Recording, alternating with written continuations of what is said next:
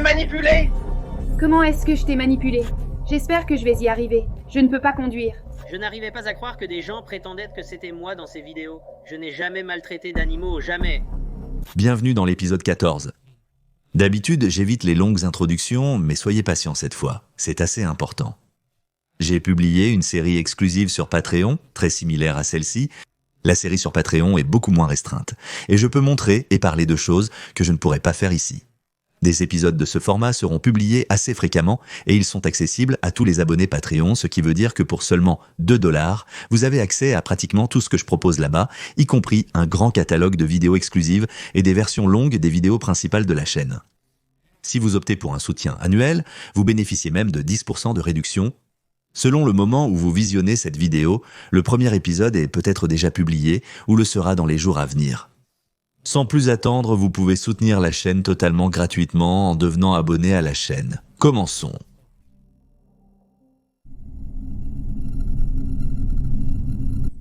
Mais comment saurait-il que je suis une mauvaise mère s'ils ne vivent pas avec moi? Peut-être qu'ils voient des vidéos. Une petite vache infâme, Chénie pour le Christ, âgée de 37 ans, a fait de nombreuses choses notoires et troublantes en ligne, à la vue de tous, se forgeant une vaste réputation d'abus, de manipulation, de fanatisme religieux et de crise d'hystérie. Chénie est une youtubeuse évangélique très religieuse qui a déjà affirmé croire qu'elle est la seconde venue de Jésus, ou parfois déclare plutôt que Jésus agit comme son guide et attaque personnellement ses ennemis pour elle, que ce soit par des moyens spirituels ou physiques. Chénie s'est forgé une réputation pour ses crises intenses sur YouTube, ainsi que pour ses disputes en ligne, surtout celles où elle peut exprimer son importance religieuse et son martyre autoproclamé. Elle est également connue pour simuler des maladies afin de susciter la sympathie des gens en ligne, comme feindre l'incontinence et même le cancer.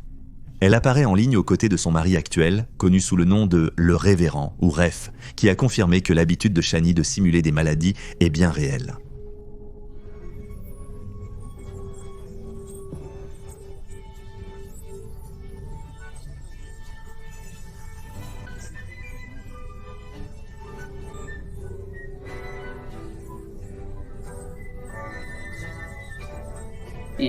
A également déclaré publiquement à plusieurs reprises qu'elle est physiquement violente envers lui, bien qu'il rétracte souvent ses déclarations. Elle et Raph créent ensemble du contenu pour adultes en ligne, sujet populaire dont les trolls se servent pour tourmenter Chénie. Cependant, l'un des pires aspects de Chénie pour Christ est sa violence. Elle a été arrêtée pour agression envers Raph en mai 2019, bien qu'elle n'ait jamais purgé de peine de prison. Raph a été surpris menaçant les deux enfants de Chénie devant la caméra et a été arrêté pour les avoir battus. Jason est en prison.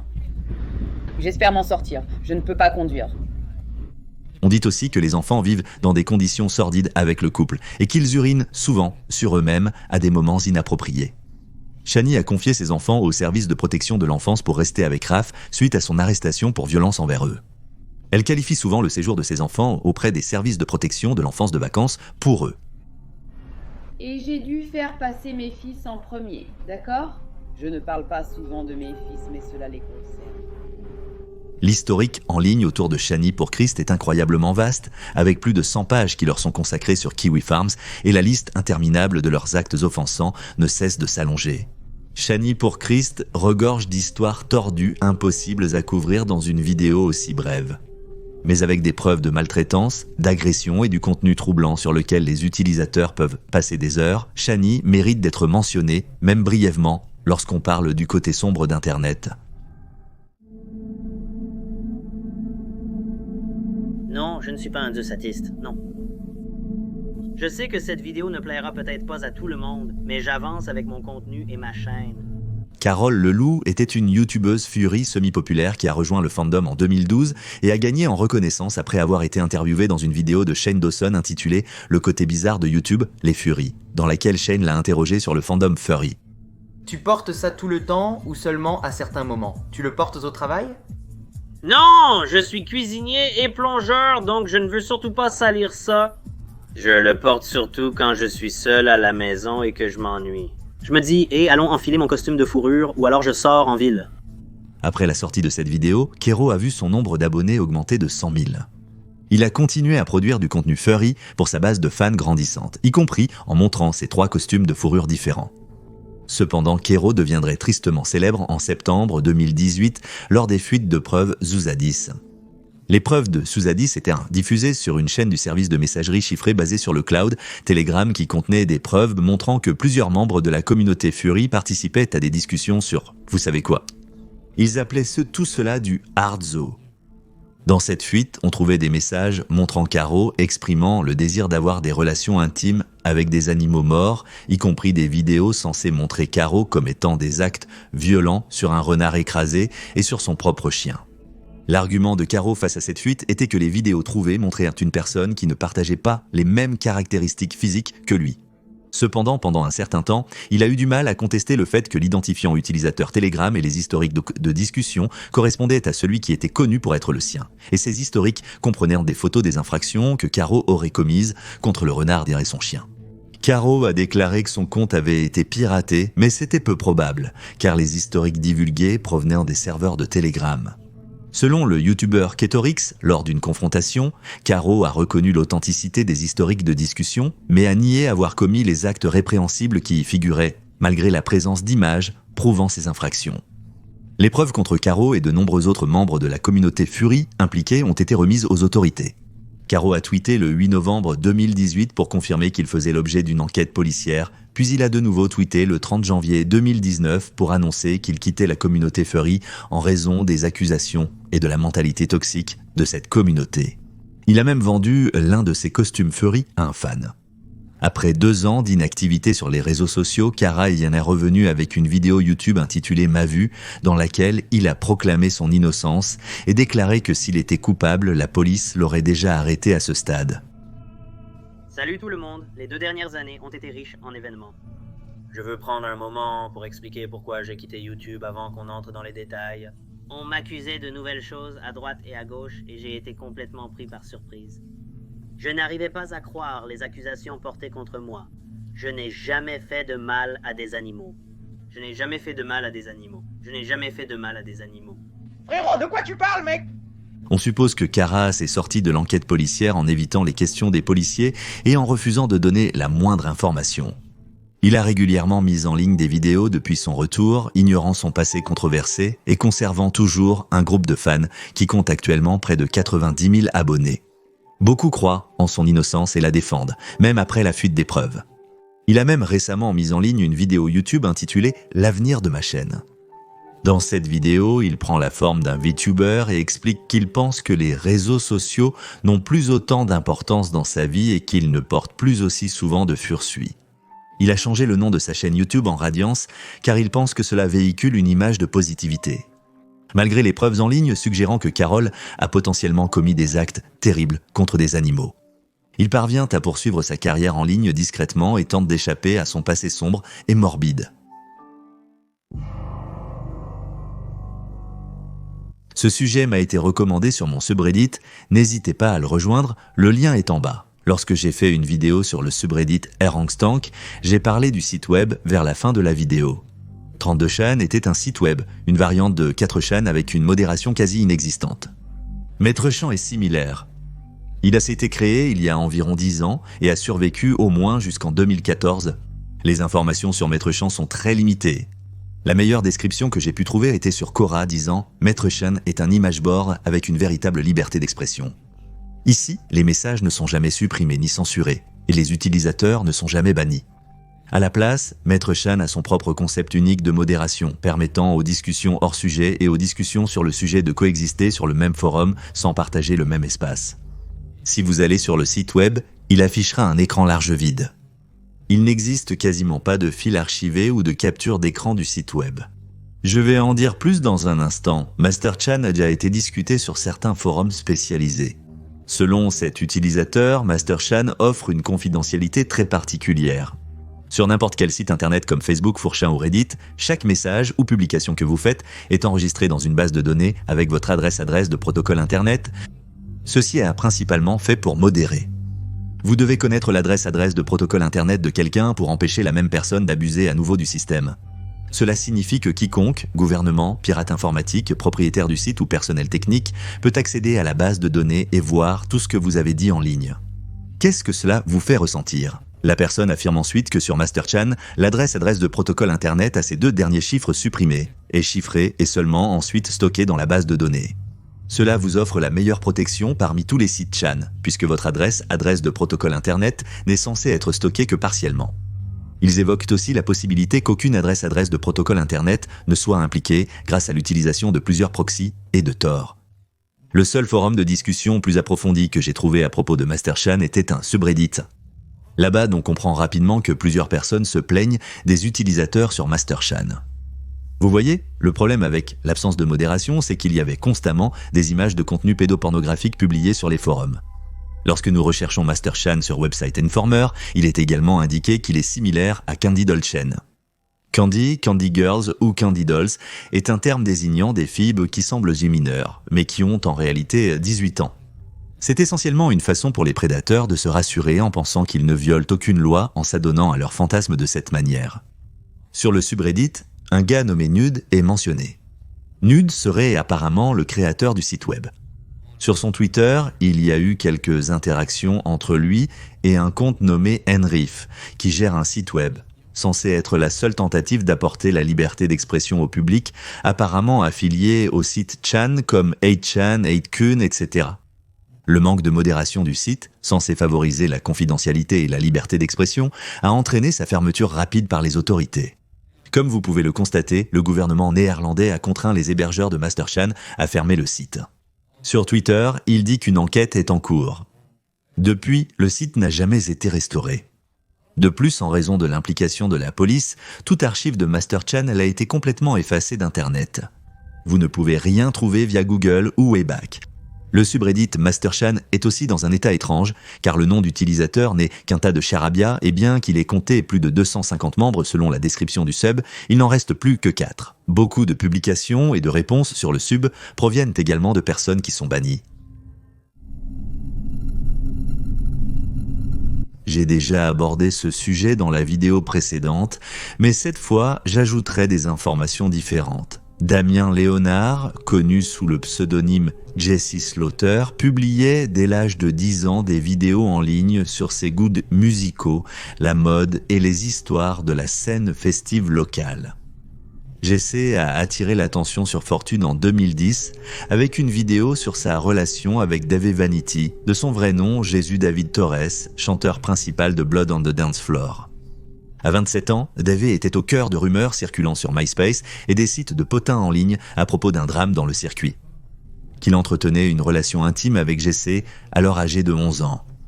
Dans la vidéo de Jesse, il a répondu avec colère aux accusations selon lesquelles sa relation avec Dave n'était pas consentie à cause de son âge, ce qui l'a amené à insulter et menacer à plusieurs reprises ses détracteurs.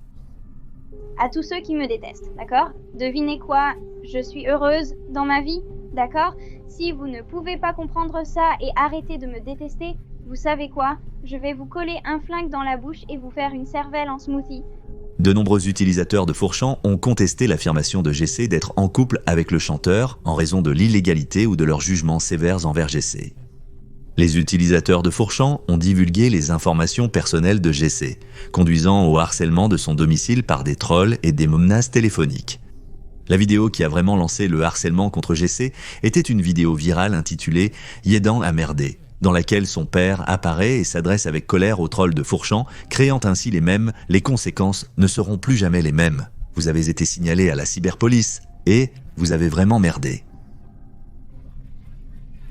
Ceci vient de son père, bande de menteurs, bons à rien, et je sais d'où ça vient parce que j'ai remonté la trace et je sais qui envoie des emails aux médias et vous avez été signalé à la cyberpolice et à la police d'État. Alors vous feriez mieux d'écrire encore une chose ou de toucher à mon ordinateur encore une fois. Vous serez arrêté. Fin de la conversation de la part de son père.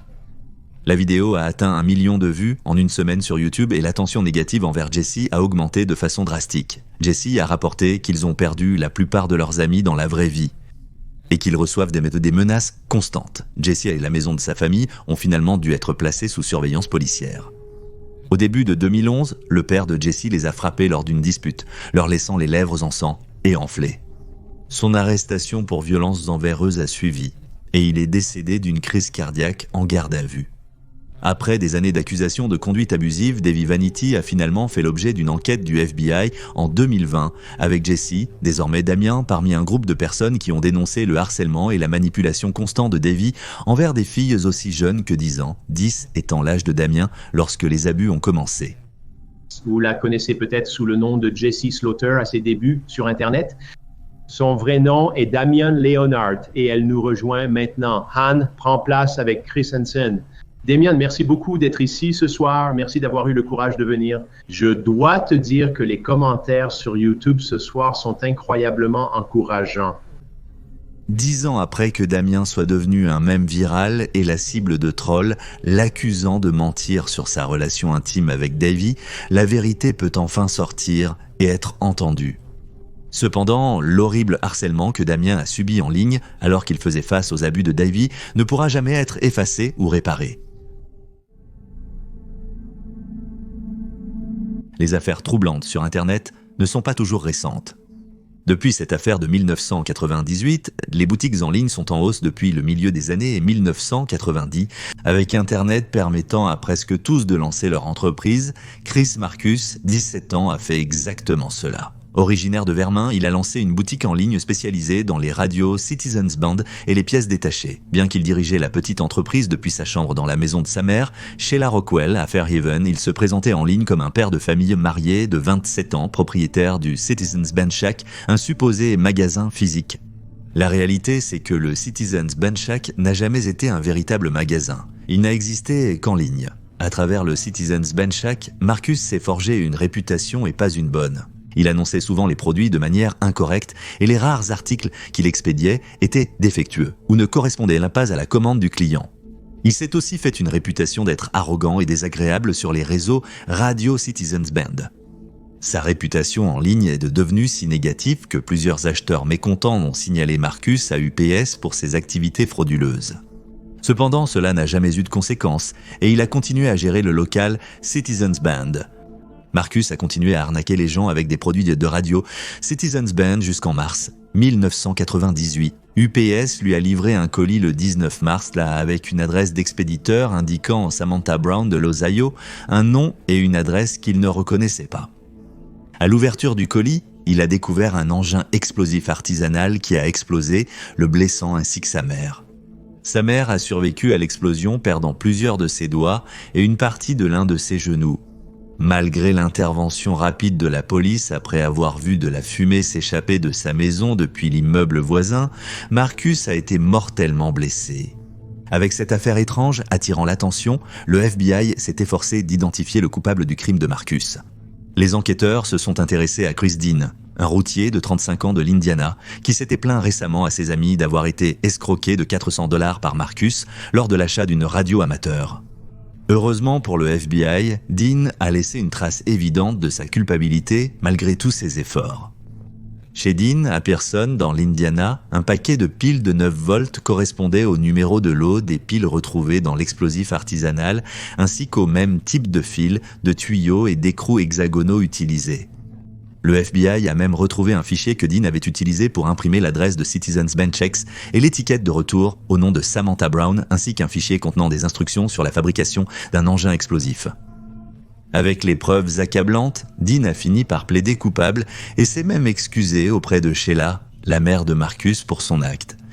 Bien qu'elle n'ait pas accepté les excuses de Dean, elle a déclaré qu'elle ne voulait pas qu'il reçoive la peine la plus sévère possible. Bien qu'il n'ait commis aucune infraction pénale auparavant, Dean a finalement été condamné à la réclusion à perpétuité, car il aurait menacé de tuer des témoins et s'était révélé être une menace sérieuse, le juge déclarant qu'il serait tout aussi facile pour Dean de fabriquer un explosif. À 70 ans qu'à 35 ans.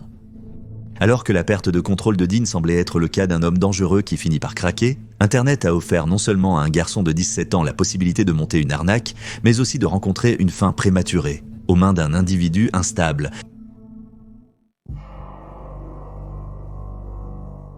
Marika Benedicto, 19 ans de Californie, pensait qu'Internet était idéal pour rencontrer des personnes ayant les mêmes intérêts qu'elle. En 2010, elle a noué une amitié en ligne avec celui qu'elle pensait être Holly Sykes, le chanteur du groupe de rock britannique Bring Me the Horizon. Tous les deux discutaient de musique alternative et de l'amour qu'ils partageaient pour ce genre. Benedicta communiquait en réalité avec David Russell, un employé britannique de McDonald's de 20 ans qui se faisait passer pour Six afin de gagner sa confiance. Après avoir échangé des messages pendant un certain temps, certains rapports indiquent que Russell a attiré Benedicta pour qu'elle vienne dans sa ville natale de Northampton en avril 2011, tandis que d'autres rapports affirment que c'est Benedicta qui a exigé qu'ils se rencontrent, ayant entendu dire qu'il voyait peut-être une autre femme au Royaume-Uni. Quand la jeune femme de 19 ans est arrivée au Royaume-Uni le 1er avril, elle a rencontré Russell à Hurstone First Forest. Il l'a conduite dans une zone boisée où il lui a demandé de s'asseoir sur un tronc d'arbre. Il lui a ensuite bandé les yeux et lui a dit de pencher la tête en arrière et de mettre ses bras dans ses cheveux, ce qu'elle a fait car elle lui faisait confiance. Russell a alors sorti un couteau de cuisine et s'en est servi pour, vous pouvez probablement deviner ce qu'il faisait. Il n'y avait également aucun signe de remords puisqu'elle a essayé de s'enfuir, mais il l'a rapidement rattrapée. Heureusement, par miracle, Benedicto a survécu après avoir trouvé refuge dans une maison voisine et reçu des soins pour ses blessures. Russell a finalement été condamné à 14 ans de prison. Sa défense soutenant que Benedicto n'était pas si traumatisé émotionnellement et que le crime de Russell était un acte isolé, motivé par son incapacité à gérer son autisme, malgré le fait qu'il avait cherché sur Google des moyens d'ôter la vie à quelqu'un à mains yeux nus. Comment ôter la vie à quelqu'un et s'en sortir indemne? Meilleur couteau pour ôter la vie à quelqu'un. Et comment assommer quelqu'un plusieurs jours avant de commettre le crime? Holly Sykes lui-même a commenté l'affaire en disant « Je me suis réveillé avec la nouvelle à Los Angeles et je n'y ai pas vraiment cru au début. C'est très troublant. Je sais que des gens ont utilisé mon identité pour des blagues et tout ça, ce qui a toujours été quelque chose de gênant pour moi. Mais qu'une chose comme ça arrive, c'est terrifiant. » Si vous avez manqué les épisodes précédents, cliquez à gauche pour accéder à la playlist complète. J'ai aussi fait une vidéo sur 10 des terriers de lapins les plus troublants de Fourchamp. Cliquez à droite pour la voir.